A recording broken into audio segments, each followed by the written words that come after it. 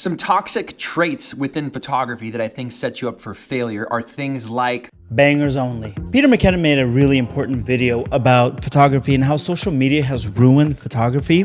I agree. Now, this is not going to be anything anti-Peter McKinnon, but I want to expand on everything Peter McKinnon said from a point of view of a photographer that gets hired for a lot of commercial jobs, a director, same thing, and then also a creative director that hires other photographers, videographers, directors, cinematographers, etc. So I want to break this down because it's a short video that Peter did, but it is important, and he's an important figure in photography in the YouTube space. So we listen to him. But let's break it down, and I'll give you my perspective to further solidify what he is saying. No clickbait here. anything else is not acceptable. All right, ready? So Peter talks about things being bangers only. First of all, I've never heard that phrase, but maybe it's a geographical thing. I don't know, but I guess I don't really subscribe to like the latest in terms, because then you're always kind of like changing your vocabulary.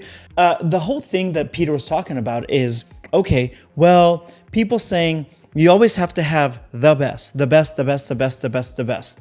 To me, I think what that does also is that creates fake stuff. This is why I think a lot of photography is now similar, and they're copying, and they're so afraid to step outside of that box. This is what works. This is what works in social media. I'm going to put this aesthetic on my photo, and it's going to stand out. And what happens is that we end up looking like everybody else. Now, perhaps you might be saying, okay, hater, but what is the problem with that if that's what makes us happy? If it makes you happy, then continue on and go watch another video. My job is to make sure that you are happy and happily paid as a photographer. When you want everything to be this banger, Bangers only. you are now doing anything, grasping at anything to get the image that you think is going to be accepted by social media. But this is the truth about social media. Actually, let's hear Peter talk first. Some toxic traits within photography that I think set you up for failure are things like bangers only. Now, I've said it myself, I go it with my friends, and all right, folks, bangers only, indicating only taking the best photos always. But then that yields comments like this. I don't know, man, I've always been a big fan, but this definitely ain't your best work, brother. Much love. And I said exactly this. Could you imagine? Could you imagine everything you do being the best one? Now, let's take photography out of this, and let's do, I don't know, a claims adjuster for an insurance company. Like, what a boring job, right? But it's a necessary job. Imagine every single job being better and better and better and better. It's not just like a setup for ruining whatever job. It's actually virtually impossible. Imagine a recording artist, every single record selling more and more and more and more. I've never seen that happen. It's just impossible. And we're setting ourselves up for failure because the opinion of people who will never hire you, people who will never have the resources to hire you, is really becoming your radar towards where you want to go. Fuck their opinions. Create work that makes you happy. Let's let Peter talk some more, and then I'm going to add my commentary to that. I just love photography. It doesn't have to meet the expectations of someone I don't even know. So that term, bangers only. Meet the expectations of somebody I didn't even know. He said it nicer. I said it more crass. But these people, you cannot pay any bills with their opinions. What the hell do they know about photography? What do they know about getting you hired? I would almost say what I've been doing recently with my own Instagram, unless it's like a personal post, if it's my work, I turn off the comments. I don't need your comments. It feels good, but I don't need it. I don't need to sit there and put myself through counting the comments, counting the likes. I'm just gonna limit it. We just got to turn off the public. Now, unfortunately, the way social media is built is it's supposed to, like, the public is like all in your ears, in your eyes, in your face, everything. So what are you going to do to block that? I'll tell you this, most of my photos that have gotten the least amount of likes are the ones that have gotten the most amount of attention from the people who matter the most. And when I say matter the most, I'm talking about the people who are able to hire me, who are able to bring me onto their productions. Because at the end of the day, I'm a commercial photographer. It is commerce. Indicates that like you should always be performing at the very, very tip of the spear of your abilities, and anything else is not acceptable. That's a toxic trait. If your baseline then becomes only bangers, only your best work at all times, then your best work is no longer your best work. That's just your baseline. Now your best work has to be way above that. Your best work is no longer special. It's just expected. It's what we're used to, and it gets boring and people grow tired of that, and you can't keep up with yourself. The new baseline. Art needs the valleys and peaks. Art needs the values and peaks.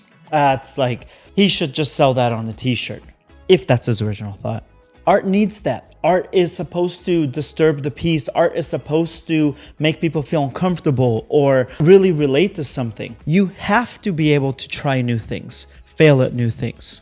And then later on you find out that that fail was a massive win because it got the attention of something. Let me tell you a personal story, and I'll bring a recording artist into this. Never met her.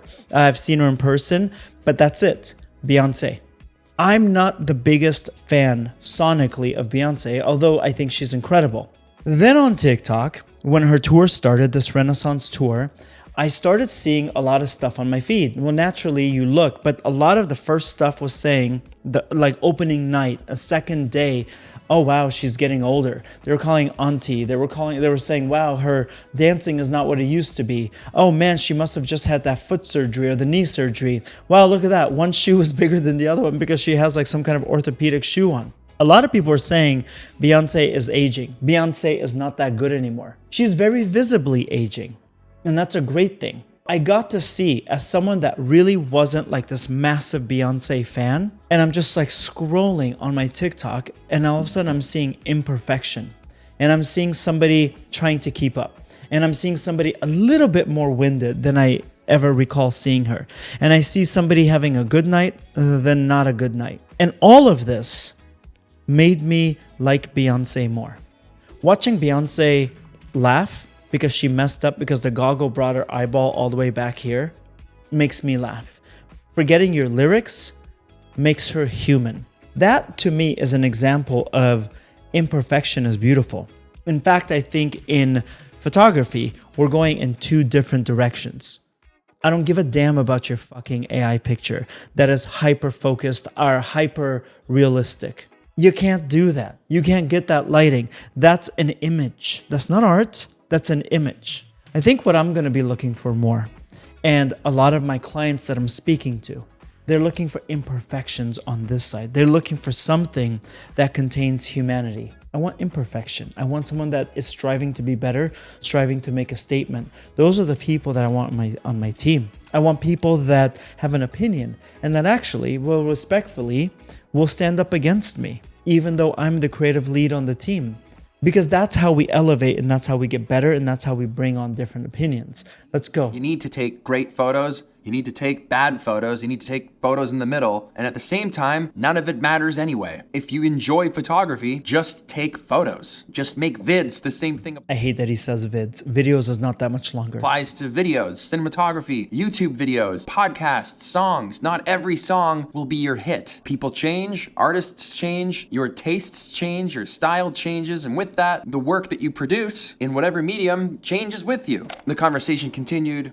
It's allowing an artist to expand, to make mistakes, to have happy mistakes. The happy mistakes are the best ones because you find some of your best photos, some of your best editing in that happy mistake. Allow yourself to fail, because by doing that, you're becoming the most perfect artist you can be, the most perfect version of yourself. You're putting a lot of weight. The people who you're really taking their opinions heavily, they can't hire you.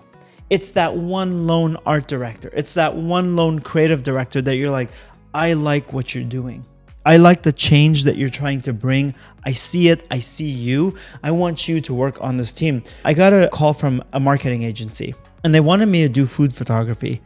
I had never photographed anything. In fact, I judge people at a restaurant that take pictures of their food. I don't know anything about food photography. I said, Kelly, I'm not a food photographer. You sure you don't want someone else? And they're like, Walid, we want you. We want you because you're not used to food.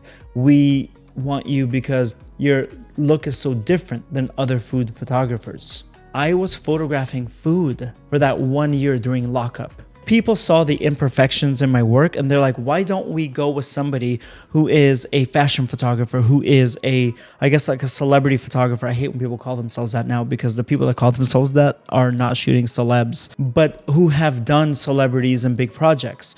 They brought me on and I was so intimidated by it. And I made so many mistakes and we did so many reshoots that the ad agency has no knowledge of. But it's those imperfections, it's those valleys and deep valleys that helped us get the images that were printed all over the place. I wrote back, I don't need everything to be the pinnacle of my career. An important side of photography, beyond that of just trying to get the prettiest, most incredible photos ever, is documenting. Journalism, photo essays, like using your camera to just remember things, to show how things work. It's not always about something pretty, what will yield the most likes. That's what social media has turned I went to Italy with my friend Gergo.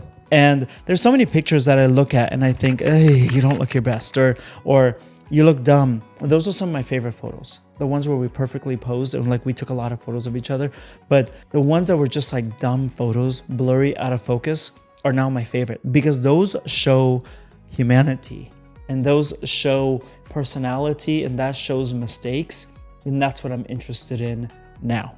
And a lot of your clients are going to be interested in that. So while social media, the masses are also not people that are hiring you. It's your ideal client avatar.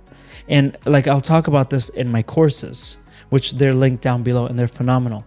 But you want to omit 98 or 99% of the population, and that 1 and 2% are not gonna just like you, they're gonna freaking love you. They're gonna scream from the rooftops about how great you are, and they're going to tell their other 1 and 2% friends that are like your ideal client avatar, and they're gonna say, hire them.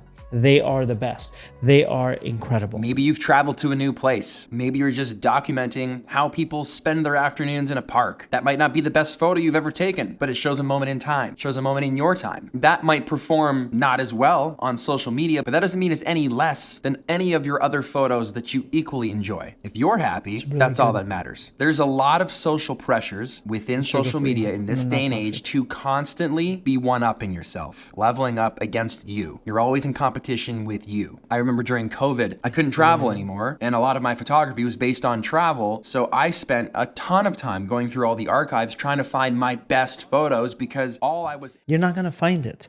And I think that at some point you're going to fail. You're walking towards failure. Relieve yourself. Like, take off those shackles and just create. Turn off your comments. I challenge you, turn off your comments on your photography. Use your camera more. Take imperfect photos. Listen to Peter on this one.